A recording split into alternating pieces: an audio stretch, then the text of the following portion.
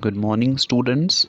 In our last class, we have completed the cotton, right? We have studied about the cultivation of cotton. How do we convert the raw cotton into the fiber and then fabric and then the cloths, right?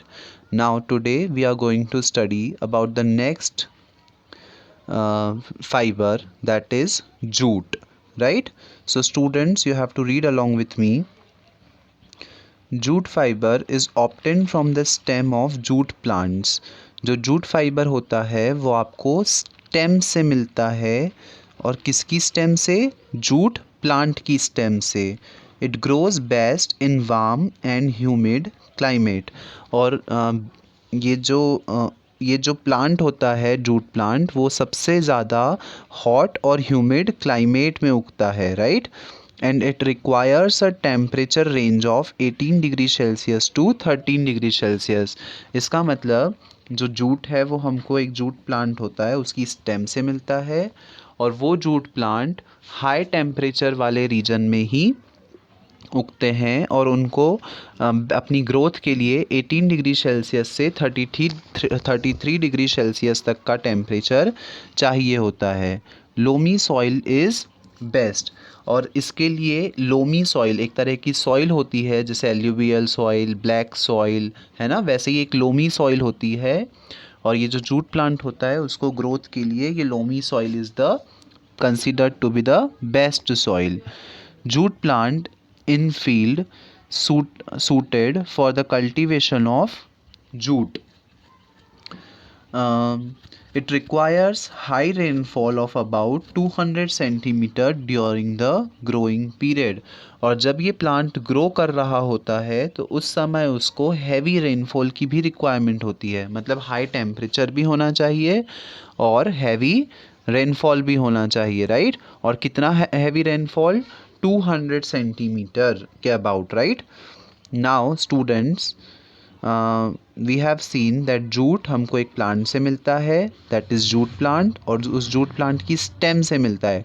और उसको growth के लिए 18 degree Celsius से 33 degree Celsius तक का temperature चाहिए होता है, और हैवी रेनफॉल भी चाहिए होता है, दैट इज़ 200 सेंटीमीटर का heavy rainfall, right? Now we are going to study about cultivation of jute. जो जूट है उसका कल्टीवेशन हम कैसे करते हैं? हमको प्लांट से तो स्टेम मिली है ना, अब उससे हम हमारा जूट कैसे ऑब्टेन करते हैं, that we are going to see. Jute is best grown during rainy season. जो जूट होता है वो बेस्ट कब होता है? रेनी सीजन में। When the plant grow to the height of 6 to 12 feet.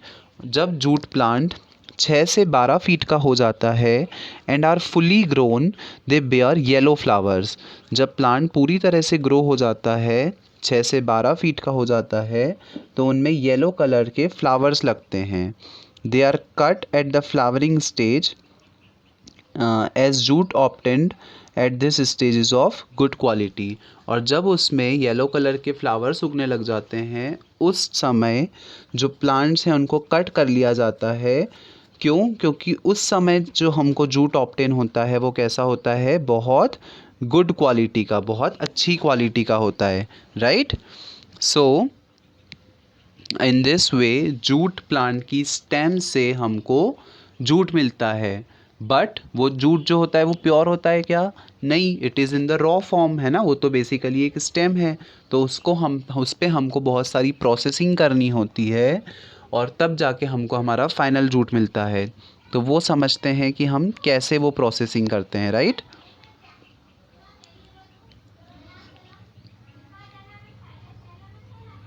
Now students, read along with me. Once the jute crop is harvested, the stem of the plants are tied into bundles and are put in the stagnant pond of water for about 20 days to rot. एक बार जब हमने jute plant को cut कर लिया, उसकी stems को cut कर लिया, तो उन स्टेम्स के हम बंडल्स बना लेते हैं और उन बंडल्स को स्टेगनेंट वाटर मतलब ऐसा पानी जो ठहरा हुआ है, राइट, जो मूव नहीं कर रहा है, तो ठहरे हुए पानी में हम उस स्टेम के बंडल्स को 20 दिन तक, अबाउट 20 दिन तक रख देते हैं और इस प्रोसेसिंग को क्या बोलते हैं? Rating, right. It loosen the bond between the bast and the inner woody fiber, और जिससे क्या होता है, जो बॉन्ड होता है बास्ट और इनर वुडी फाइबर के बीच का, वो लूज हो जाता है, राइट, जिससे जो jute fibre can then be easily striped on from stem of the jute plant. और जब ये बॉन्ड लूज हो जाता है तो हम इजीली जो हमारा जूट फाइबर है उसको अलग कर सकते हैं उसकी स्टेम से, है ना, प्लांट्स की स्टेम से हम इजीली जूट फाइबर को अलग कर सकते हैं और फिर हम उसको सन में ड्राई कर देते हैं, ठीक है। As you can see in this diagram also students that this person is drawing the jute fibre in the sunlight, है ना। हमने क्या किया, सबसे पहले जो हमको स्टेम मिली उसको 20 दिन तक स्टेगनेंट वाटर में रख दिया, जिससे जो बास्ट और इनर वुडी फाइबर के बीच का बॉन्ड है वो लूज़ हो जाएगा और जूट फाइबर जो है वो इजीली अलग हो जाएगा स्टेम से। और उसके बाद हम उसको सन में ड्राई कर लेते हैं and then the fibre are tied together to send to the mills. और उसके बाद हम क्या करते हैं, फाइबर्स को टाई कर देते हैं, बांध देते हैं और उसके बाद हम उनको मील्स में भेज देते हैं, where they are spun and woven into textile, जहाँ पर उनको स्पनिंग की जाती है और उनको उनसे हम टेक्सटाइल बना लेते हैं ना। हमने लास्ट कॉटन के केस में पढ़ा है कि हम किस तरह से स्पनिंग क्या होती है, यान क्या होता है, टेक्सटाइल क्या होती है, राइट, ये सब हम ऑलरेडी पढ़ चुके हैं। तो जो स्टेम के बंडल्स हैं उनको स्पनिंग करके, उनको वोवन करके हम टेक्सटाइल बना लेते हैं। To make fabric, jute fiber are converted into yarn in the same manner as in the cotton, है ना।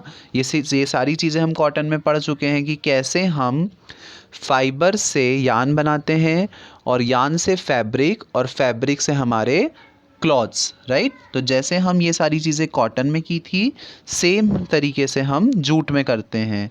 और जूट जो होता है वो सारी प्रोसेसिंग के बाद कुछ इस तरह का दिखता है। As you can see in this picture students, the jute looks like this, है ना, after all processing। जो हमारे बोरे होते हैं ना, अब तो प्लास्टिक के बोरे चलने लग गए हैं, बट पहले जो बोरे हुआ करते थे दैट वर ऑफ जूट, जो कैरी बैग्स हुआ करते थे। अभी भी आपने देखे होंगे कि हम प्लास्टिक की जगह जूट के कैरी बैग्स को भी हम यूज़ करते हैं, राइट।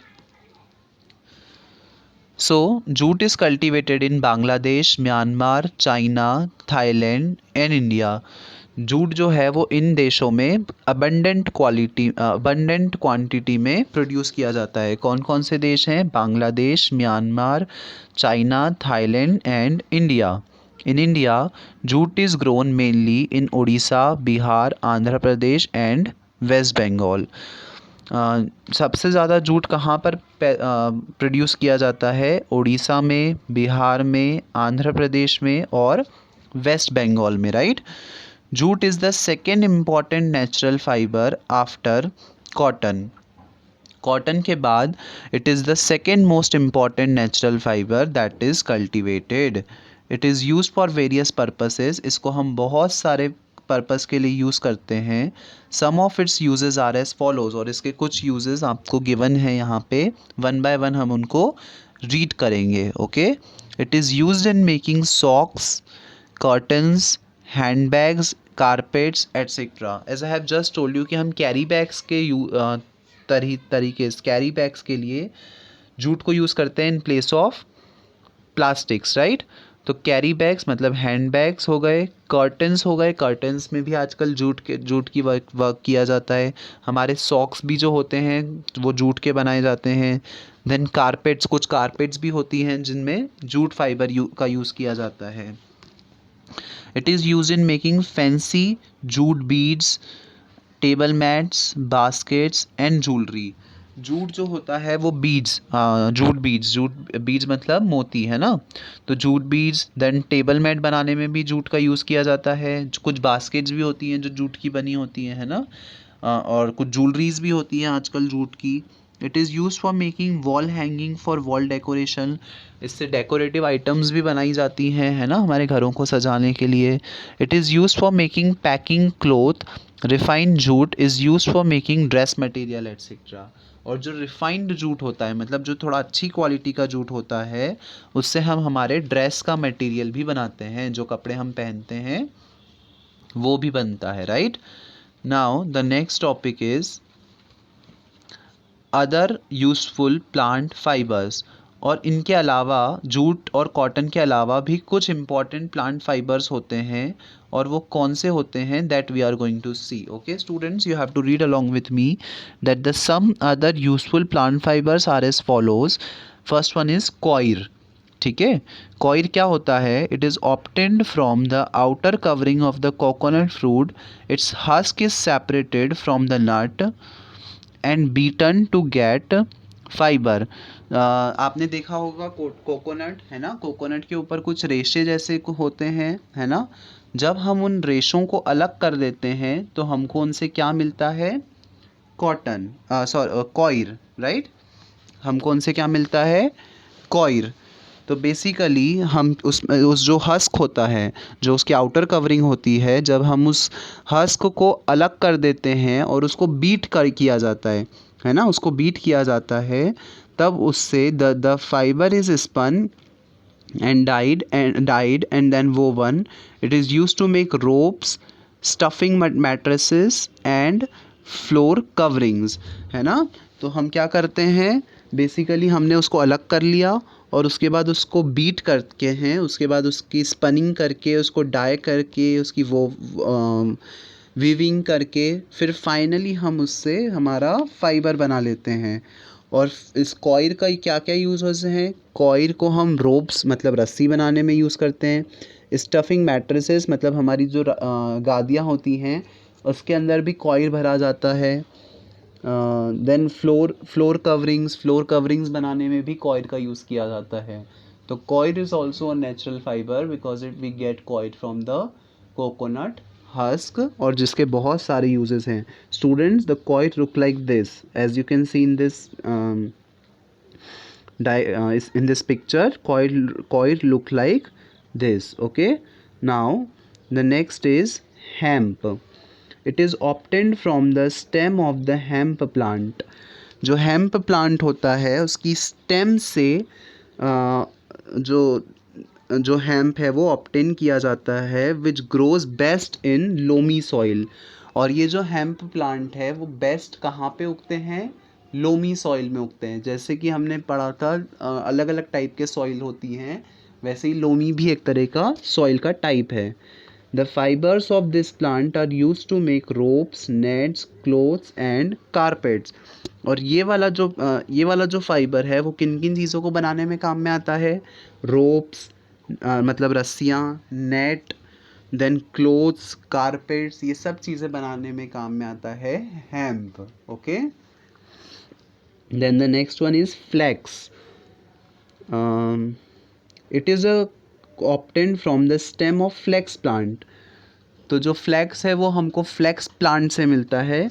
तो बेसिकली ये सारे जो नाम है वो जिस प्लांट से हमको ये मिलते हैं फाइबर, हमने उन्हीं के नाम पे इनके सबके नाम रख दिए हैं। तो फ्लैक्स हमको फ्लैक्स प्लांट से मिलता है। The fibre is woven to make the fabric called linen. और फ्लैक्स को हम वीविंग करके उससे क्या बना लेते हैं? लिनन बना लेते हैं। Flax fibre are also use to make ropes and high quality paper. Flax fibre जो होता है वो हाई क्वालिटी पेपर बनाने के काम में आता है, और दूसरा रोप्स बनाने के काम में आता है, right. So we can make the ropes and high quality paper with the help of flax. Okay, now students, as you can see in this picture that the hemp look like this and the flax look like this, जिससे हम रस्सी बनाते हैं ना, आपने देखा होगा इस तरह के मटेरियल होते हैं जिससे रस्सियाँ बनाई जाती हैं, और कुछ हाई क्वालिटी पेपर्स भी बनाए जाते हैं फ्लैक्स की हेल्प से. Now the last paragraph that we are going to study.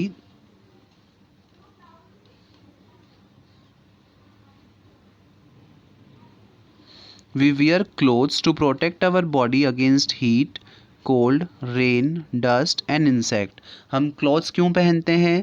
ताकि हम हमारी बॉडी को प्रोटेक्ट कर सकें हीट से, कोल्ड से, रेन, डस्ट, इंसेक्ट, इन सभी चीज़ों से हम हमारी बॉडी को प्रोटेक्ट कर सकें. All the variety of clothes are usually made from fibres. और सारे जितने भी क्लोथ्स होते हैं वो सब किससे बनाए जाते हैं? फाइबर्स से बनाए जाते हैं, right. All clothes are made up of long strong thread like material called yarn. और जितने भी फाइबर्स होते हैं वो किससे बनाए जाते हैं? एक long strong thread like material जिसको हम यार्न बोलते हैं, जो हमने पहले भी डिस्कस कर चुके हैं. Natural and synthetic fibre are used for making clothes. अब ज़रूरी तो नहीं है कि हम नेचुरल फाइबर्स ही यूज़ करेंगे, है ना, क्योंकि वी हैव डिस्कस्ड कि जो नेचुरल फाइबर्स होते हैं वो थोड़े से कॉस्टली होते हैं, है ना, because they are not in abundance. जो प्योर नेचुरल फाइबर्स होते हैं वो इजीली अवेलेबल नहीं होते हैं, इसलिए हम उनमें क्या करते हैं, कुछ सिंथेटिक फाइबर्स को भी मिला देते हैं. सिंथेटिक फाइबर्स मतलब the fibres that are man made, that are made by human beings. तो जब हम उनको नेचुरल फाइबर्स में मिला देते हैं तो फिर हम उनकी हेल्प से क्लोथ्स बना सकते हैं, इजीली कपड़े बना सकते हैं. Fibres like wool and silk are obtained from animals. और कुछ ऐसे फाइबर्स होते हैं जो कि वुल और सिल्क से बनाए जाते हैं. कुछ ऐसे कुछ ऐसे क्लोथ्स होते हैं जो कि वुल और सिल्क से बनाए जाते हैं, और ये जो वुल और सिल्क है वो हमको एनिमल से मिलते हैं.